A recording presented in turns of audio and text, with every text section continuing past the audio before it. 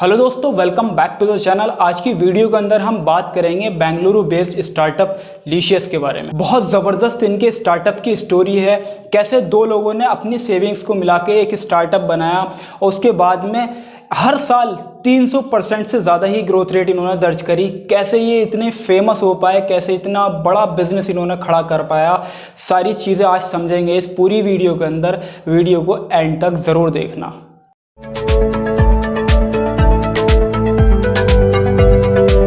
तो गाइज, ये स्टार्टअप दो लोगों ने मिलकर स्टार्ट करा था, अभय हंजुरा और विवेक गुप्ता। पहले हम इन दोनों की स्टोरी देखते हैं, कैसे इन्होंने अपनी स्कूलिंग कहाँ से कंप्लीट करी, किस फैमिली से ये बिलोंग करते थे और फिर कैसे कैसे इनकी लाइफ आगे बढ़ी। ग्रेजुएशन इन्होंने कहाँ कहाँ से अपने कॉलेज कंप्लीट करे और फिर इन्होंने कहाँ कहाँ जॉब्स करी, उन सब चीज़ों के बारे में पहले हम बात करेंगे। उसके बाद में फिर हम बात करेंगे कैसे इन्होंने लीशियस की फाउंडेशन रखी और कहाँ से कहाँ लीशियस को ये लेकर आए पिछले 5 साल के अंदर। गाइज, अभय हंजुरा एक जम्मू की पंडित फैमिली से बिलोंग करते थे और इन्होंने जो अपनी स्कूलिंग थी वो रतुंजक स्कूल जम्मू और महावीर जैन स्कूल जम्मू से इन्होंने अपनी स्कूलिंग कंप्लीट करी।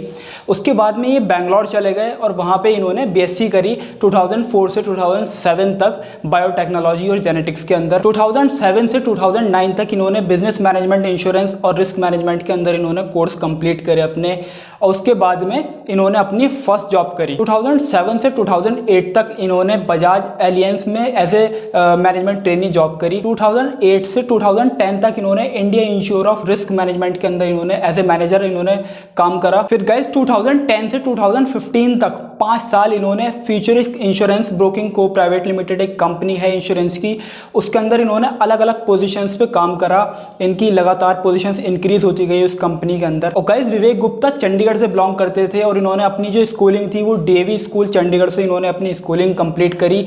उसके बाद 98 के अंदर इन्होंने एडमिशन ले लिया पंजाब यूनिवर्सिटी में बीकॉम में। 2001 तक इन्होंने वहां से बीकॉम अपना कंप्लीट करा। और गाइज, इसी दौरान इन्होंने 99 में सीए का एग्जाम दिया। 2002 के अंदर इनका वो एग्जाम्स क्लियर हो गया और ये सीए बन गए। 2004 से लेके 2006 तक इन्होंने टवान टेक्नोलॉजीज ऑफ बैंगलोर के अंदर इन्होंने जॉब करी एज ए मैनेजर। फिर गाइज 2006 से 2015 तक इन्होंने हेलियन वेंचर के अंदर काम करा as a finance controller. Guys, इन्होंने 2015 में जब अपनी कंपनी भी स्टार्ट करी तो इन्होंने जॉब नहीं छोड़ी। अभय हंजुरा ने अपनी जॉब क्विट कर दी थी, ये साइड बाय साइड अपनी जॉब भी कर रहे थे। फिर गाइस 2015 से 2021 में अब इन्होंने अपनी जॉब क्विट करी है। मोबिकॉम अमेरिका एलएलसी एक सिंगापुर की कंपनी है, वहां पे ये नॉन एग्जीक्यूटिव डायरेक्टर थे उसके अंदर। अभी इन्होंने लास्ट ईयर ही अपनी जॉब क्विट करी है वहां से। अब हम बात करते हैं कि लीशियस की फाउंडेशन इस दौरान कहां शुरू हुई, कैसे ये दोनों बंदे मिले, किस कंपनी के अंदर मिले, कहां इनकी मुलाकात हुई, कैसे इन्होंने शुरुआत करी अपनी इस कंपनी की। इनके दोनों के जो पेरेंट्स थे वो एक गवर्नमेंट जॉब के अंदर थे। अभय हंजुरा एक मेट लवर पर्सन थे। जब ये फ्यूचरिस्ट इंश्योरेंस चेन्नई के अंदर जब ये जॉब कर रहे थे तो उस टाइम पे हेलियन वेंचर जिसमें विवेक गुप्ता थे वो इनके क्लाइंट थे। तो उस दौरान जब क्लाइंट थे वो उनके, वहां से इनकी दोनों की मुलाकात होती है। और फिर गाइज अभय हंजुरा को आइडिया आता है कि इंडिया के अंदर जो मीट की मार्केट है वो एक बहुत बड़ी मार्केट है और ये जो पूरी मार्केट है 90% मार्केट पूरी इंडिया के अंदर ऑफलाइन वर्क कर रही है। और गाइज, ये रॉ मीट की जो इंडस्ट्री है पूरी, ये करीब 3 लाख करोड़ की इंडस्ट्री है इंडिया की। तो इतनी बड़ी इंडस्ट्री है और इस इंडस्ट्री के अंदर कोई भी ऑर्गेनाइज सेक्टर नहीं था।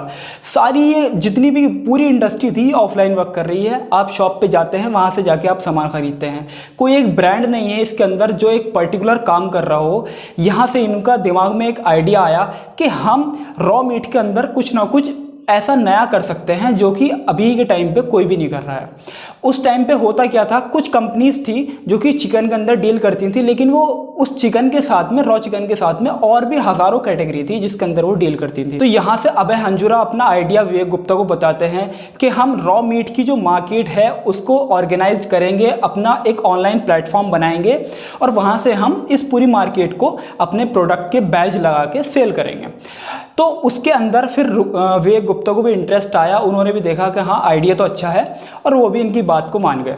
लेकिन विवेक गुप्ता मीट लवर इतने नहीं थे, उनको बहुत ज़्यादा मीट का शौक नहीं था, तो उनको इतना ज़्यादा आइडिया भी नहीं था कि मीट की कैसे क्वालिटी जज करनी है। तो उन्होंने ज़्यादातर चीज़ें अभय हंजुरा से ही सीखी। और गाइज हमारे इंडियन मेंटेलिटी है एक, जब भी कोई पर्सन अपना कुछ नया करने की कोशिश करता है अपनी एक सेटल्ड जॉब को छोड़ के, तो फैमिलीज उसको कहीं ना कहीं कुछ ना कुछ टोकती हैं कि तुम अपनी जॉब छोड़ रहे हो, नहीं चल पाया, बिजनेस फेल हो गया तो क्या होगा, ये है वो है, ये सारी बातें होती हैं। तो वो सब इन्हें भी फेस करना पड़ा।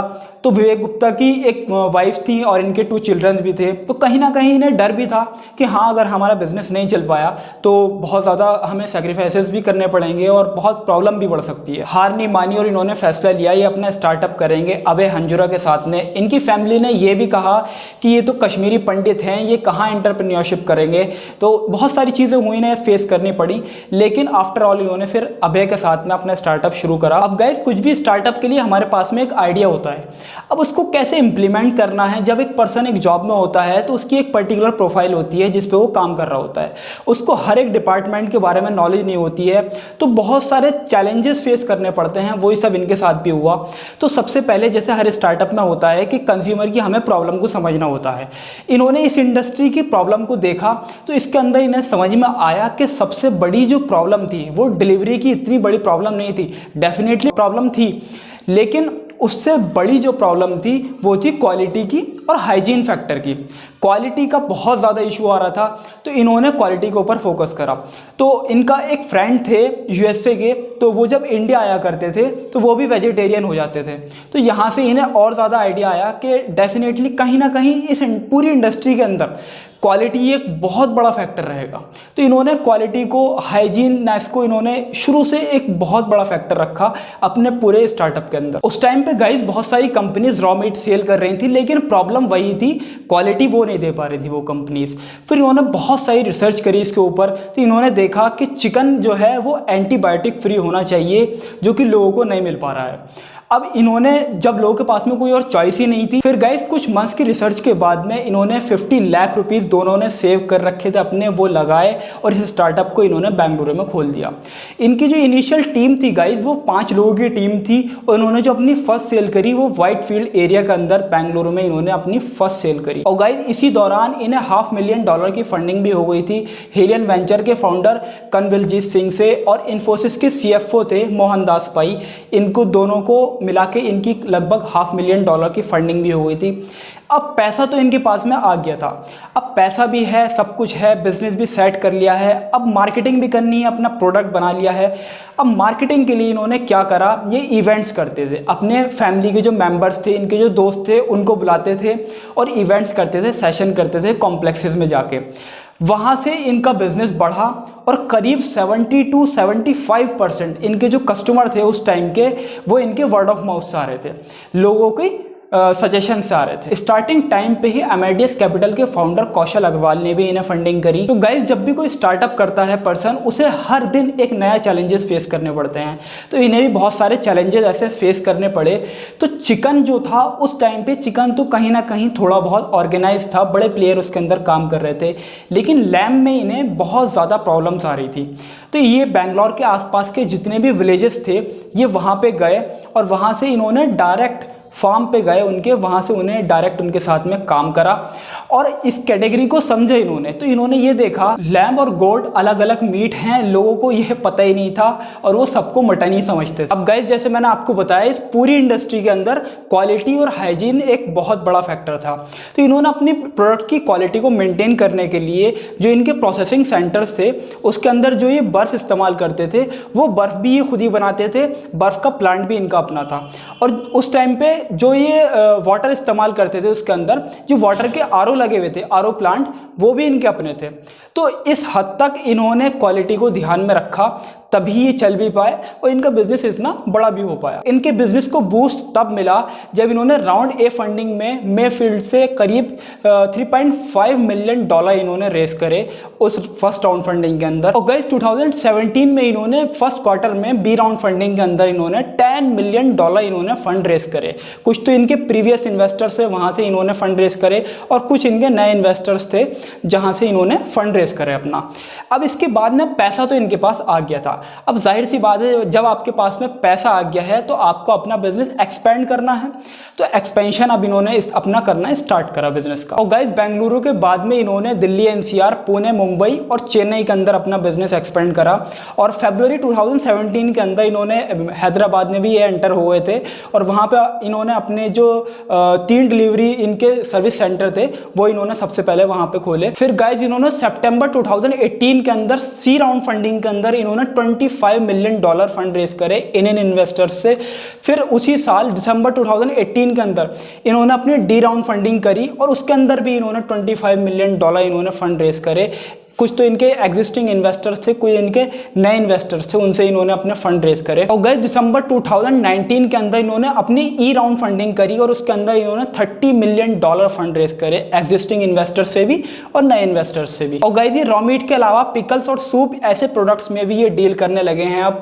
और इनके गाइस आज इनके 5 तो प्रोसेसिंग सेंटर हैं, 2 बैंगलोर के अंदर, 1 मुंबई में, 1 हैदराबाद में और 1 इनका गुड़गांव के अंदर इनके प्रोसेसिंग सेंटर हैं।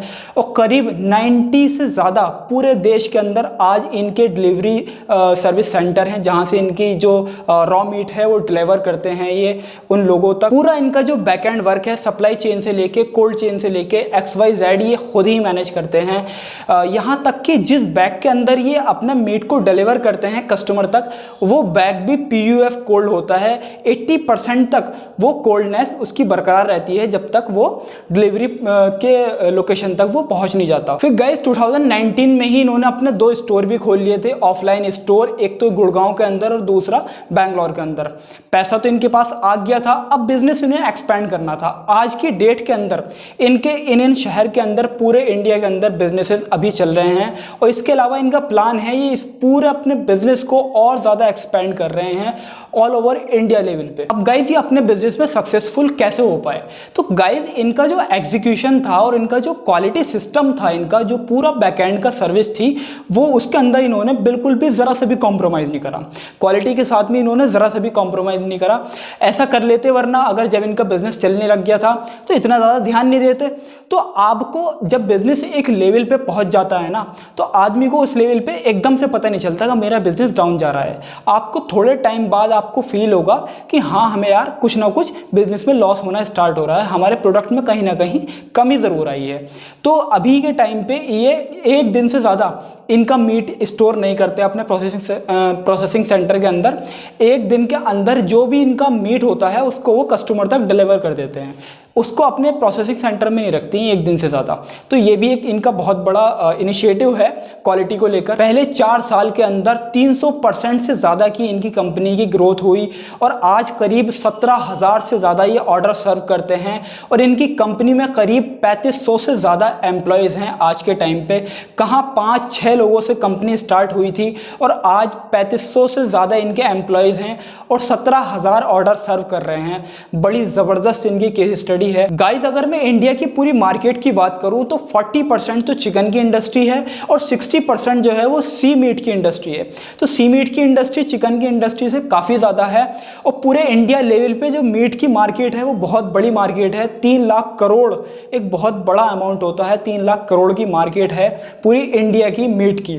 तो इस अपॉर्चुनिटी को इन्होंने देखा और इस अपॉर्चुनिटी को इन्होंने बहुत अच्छे से इंप्लीमेंट भी करा, ग्रैब करी अपॉर्चुनिटी और उसको बहुत अच्छे से आइडिया को इन्होंने अपने एक्सपेंड करा और एग्जीक्यूट करा उस आइडिया को। पूरी ई कॉमर्स मार्केट के अंदर गाइज अगर हम बात करें तो आज भी बहुत सारे सेक्टर ऐसे हैं जिसमें स्पेशलाइजेशन की जरूरत थी, जैसे कि मीट सेक्टर। अभी इसके अंदर इतना बड़े लेवल पे कोई भी काम नहीं कर रहा था। ऐसे और बहुत सारी कैटेगरीज हैं जिसके अंदर आज भी इंडिया के अंदर स्पेशलाइजेशन की बहुत ज़्यादा ज़रूरत है।